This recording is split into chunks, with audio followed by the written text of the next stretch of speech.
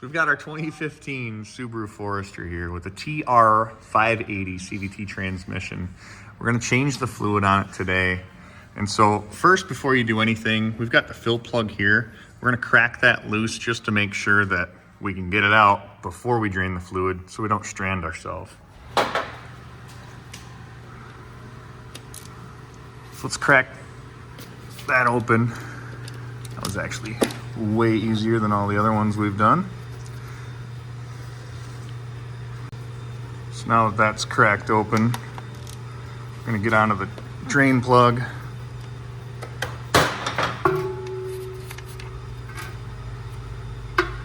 And drain this fluid out.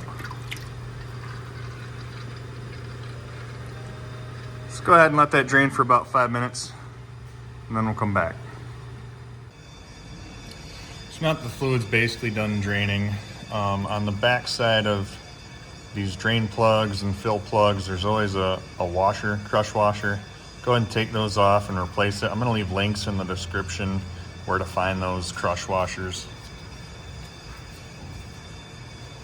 So replace that out. I'm gonna go ahead and tighten this back down.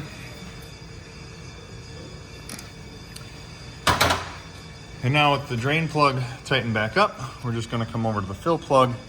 And with the engine off, obviously, we're gonna fill it until it starts coming out just a little bit. And then we're gonna put the fill plug back in temporarily until we go start the car, cycle it through the gears, come back down with the engine running, and fill this until it starts draining out.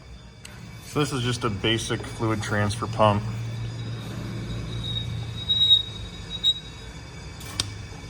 You can use battery operated, which would save you a lot of time. One of these days I'll buy one, but for now, I'm just gonna use what I got.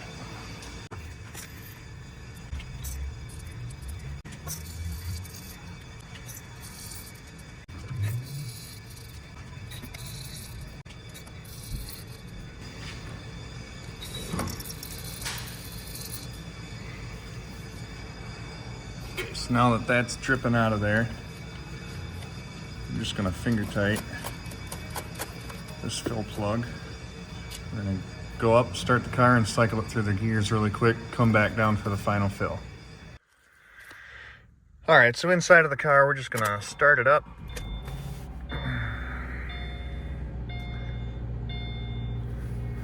Then we're just gonna cycle it from park to drive, back up to neutral, reverse.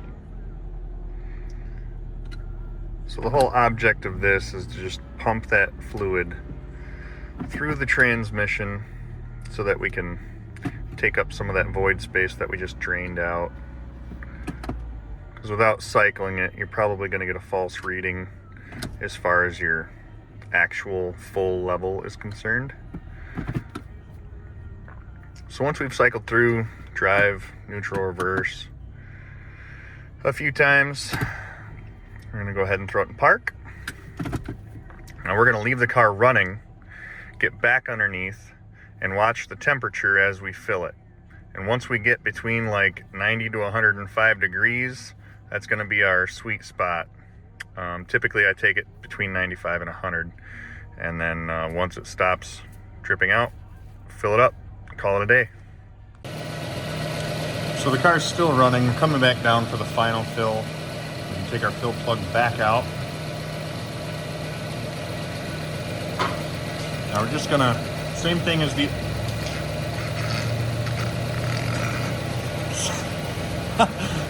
same thing as the initial fill. We're just gonna fill it until it starts pouring out.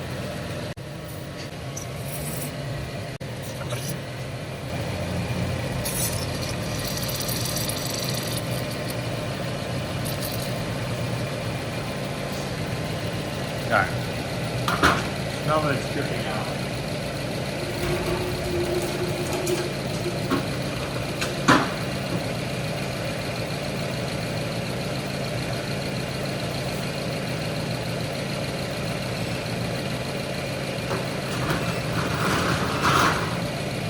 I like to get my infrared thermometer, and over here on the passenger side, up there is your cooler. for the transmission lines right in here.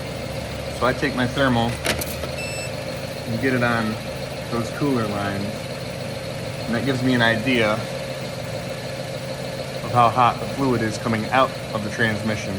Now you can look at the pan if you want, but because that's a steel pan, it's going to take longer for that to heat up than it is for those rubber lines up there. So really we can just switch onto those lines, and that's going to tell me what our temperature is. So once we get to about 95, we're going to put the fill plug back in.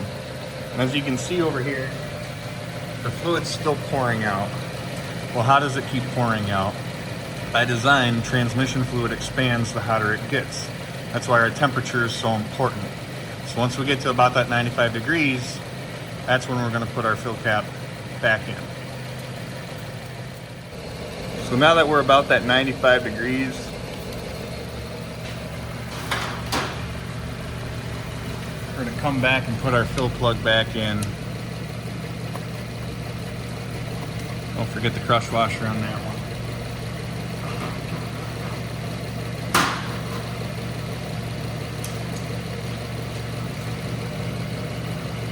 And tighten that down.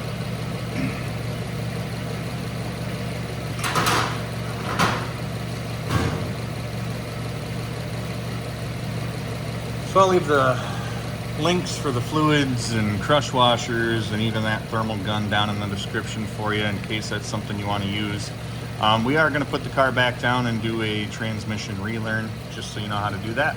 But otherwise, if you don't have a scan tool, it's not in the workshop manual where it says that you have to do a relearn. So if you just want a fluid refresh, that's it, you're done. So back inside, we've got our Autel TS900 here. And after we've done the Vindy code, you can just go into your hot functions, trans adaptation,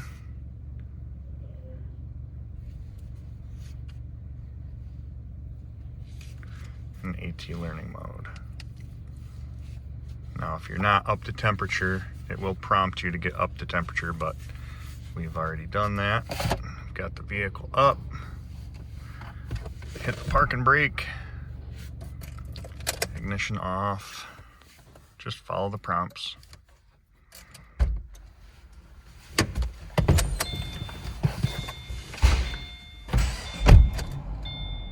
And this is a plain Jane. We don't have eyesight, so we're just gonna go ahead and hit OK.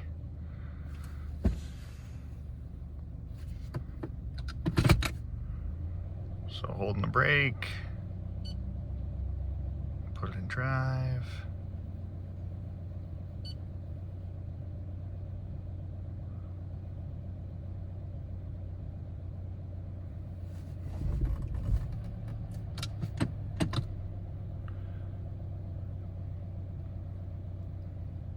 Reverse.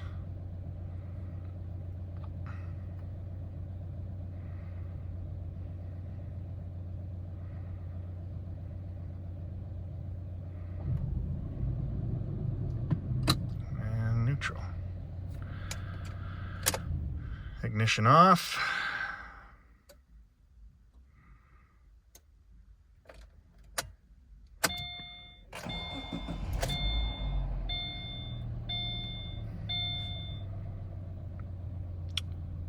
All right. So now the AT learn is done. Now, like I said, it's not a necessity. Workshop manual clearly states that you do not have to do a trans relearn after a fluid change. Now, if you did a valve body, solenoid body, anything like that, obviously you're going to have to do the trans relearn. Or if you install a new transmission, obviously that would be a thing to do. But if you don't have access to a scan tool, or you don't have a guy or know a guy, you know, it's not going to hurt anything. I've done my own transmissions by just doing the drain and fill. Not a big deal. There is a strainer underneath that pan. You can get a strainer and gasket kit for $75 to $100 from Subaru. or online. You know, you can check eBay, Amazon. I will be putting links in the description for the crush washers, the fluid. I'll put a couple different transfer pumps in there, and even this scanner. Now, this is an Autel TS900.